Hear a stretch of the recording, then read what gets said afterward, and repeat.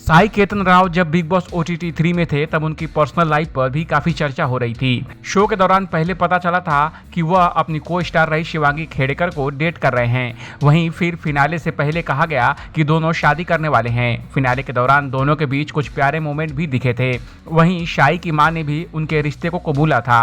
अब शाई से फिर उनकी शादी को लेकर सवाल किया गया, लेकिन इस पर उन्होंने जो जवाब दिया उसे सुनकर फैंस हैरान हो जाएंगे। साई ने कहा, सवाल जो पूछा गया था कि शिवांगी और फिर शादी, मैंने सिर्फ शादी के लिए हाँ कहा था। शिवांगी की बात करें तो मैं काफ़ी प्राइवेट इंसान हूँ। मैं अपनी पर्सनल लाइफ रिलेशनशिप को प्राइवेट रखता हूँ। शिवांगी भी मेरी लाइफ का वो हिस्सा है जिसको लेकर मैं प्राइवेट रखता हूँ। मैं उस बारे में अभी बात नहीं करना चाहता। जब वक्त आएगा मैं इस बारे में जिक्र करूँगा।